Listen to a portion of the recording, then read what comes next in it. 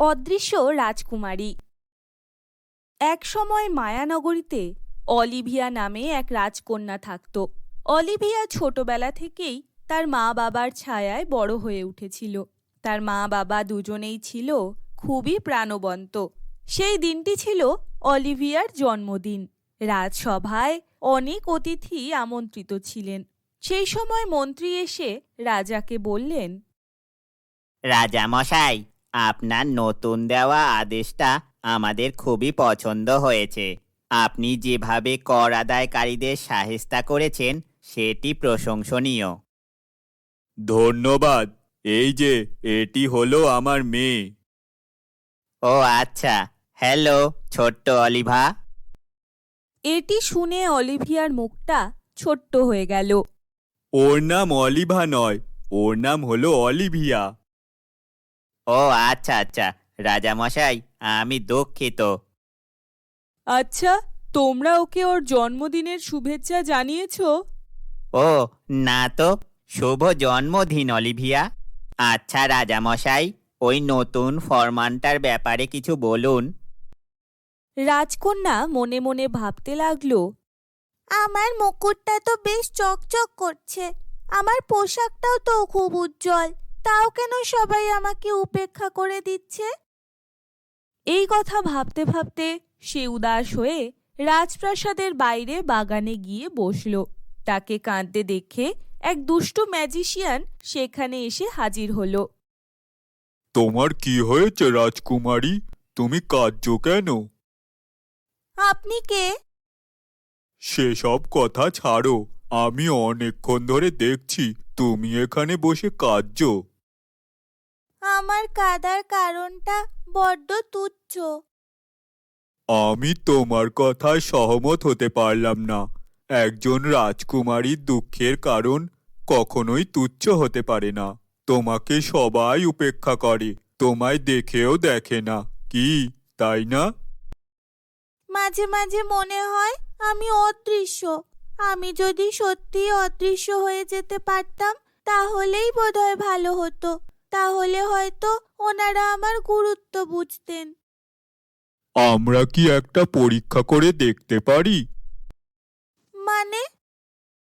তখনই ম্যাজিশিয়ান তার হাতের মাধ্যমে জাদু করে অলিভিয়ার চারিদিকে একটা ধোঁয়া সৃষ্টি করে দিল। তুমি যা চেয়েছিলে এবার সেটাই হবে। রাজকন্যা ভয়ে দৌড়ে তার মা বাবার কাছে চলে গেল। বাবা, মা, তোমরা বিশ্বাস করবে না এক্ষুনি আমার সাথে কি হলো।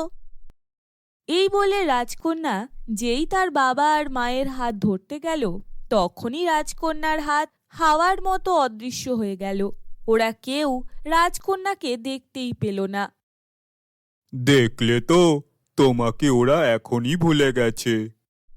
না, এটার জন্য তুমি দায়ী। তুমি আমাকে অদৃশ্য করে দিয়েছো। এরপর অনেক দিন কেটে গেল। রাজকন্যার জন্য সকলে যতই কান্নাকাটি করুক, কেউ তাকে দেখতে পাচ্ছিল না। আমাকে কেউ ভালোবাসে না, কত সহজে সবাই আমাকে ভুলে গেল। রাজকন্যা বাগানের মধ্যে হাঁটার সময় একটা পুতুল দেখতে পেয়ে জাদুকর এলিসা বলে চেঁচিয়ে ওঠে, অলিভিয়া, তোমার আমায় মনে আছে? তুমি আমাকে দেখতে পাচ্ছ? হ্যাঁ, দেখতেও পাচ্ছি, শুনতেও পাচ্ছি, কিন্তু তুমি আমাকে দেখতে পাচ্ছ? হ্যাঁ, পাচ্ছি। জাদুকর এলিসা ছিল খুব বড় এক জাদুকর। সে মায়ানগরী রাজ্যেই থাকত। সবাই তার জাদুতে মুগ্ধ হয়ে যেত। কিন্তু হঠাৎ করে একদিন সে উধাও হয়ে যায়। কিন্তু তোমার এই অবস্থা হলো কি করে? আমার এই অবস্থার জন্য দায়ী সেই দুষ্টু ম্যাজিশিয়ান। আমি যখনই তার সব বাজে কাজ ধরে ফেলেছিলাম, তখনই সে তার জাদুর দ্বারা আমাকে অদৃশ্য করে দেয়। সেই জাদুকর আমার সব জাদুর শক্তি ধ্বংস করে দিয়েছে, শুধু একটা শক্তি নষ্ট করতে পারেনি। কোন শক্তি? এই মায়া আয়নার টুকরোটা। এই আয়নার টুকরোটাই অন্ধকার রাস্তায় তোমায় পথ দেখাবে। এখন আমাকে কি করতে হবে? এই কাচের টুকরোটা নিয়ে তুমি মায়া কাননের মধ্যে দিয়ে যাবে। এই কাচের টুকরোটার আলো তোমায় পথ দেখাবে। সেখানে গিয়ে তুমি একটা জাদুর আয়না পাবে, যেটি সেই শয়তান ম্যাজিশিয়ানের। সেই আয়নাটা ভাঙতে পারলেই আমরা সবাই আবার আগের মতো হয়ে ফিরে আসতে পারবো। কিন্তু এই কাজটা তুমি করছো না কেন? আমাকে জাদুকর এই জায়গাটায় আবদ্ধ করে রেখেছে। কিন্তু আমি যদি এই কাজটা করতে না পারি, তাহলে তো আমরা সব সময় অদৃশ্য হয়েই থেকে যাব। আমি জানি তুমি এই কাজটা নিশ্চয়ই করতে পারবে। জাদুকর এলিসার কথা শুনে রাজকন্যা মনে অনেক সাহস পায় এবং সে মায়া কাননের উদ্দেশ্যে বেরিয়ে পড়ে। রাজকন্যা মায়া কাননের ভেতর দিয়ে হাঁটতে লাগলো। তার মনে হলো আশেপাশে অনেকেই ফিসফিসিয়ে কথা বলছে। মায়া কাননের ভেতরে সে হঠাৎই ডাইনিদের মাঝখানে গিয়ে পড়ল। তোমার পেছনে এক শয়তান জাদুকর রয়েছে। তোমার এখানে আসা ঠিক হয়নি। কিন্তু কেন? আমাকে তো এখানে কেউ খুঁজে পাবে না। তোমার এই ধারণা ভুল। জাদুকর তোমায় ঠিক খুঁজে পাবে। ডাইনিদের কথা শুনে রাজকন্যা খুব বিভ্রান্ত হয়ে গেল।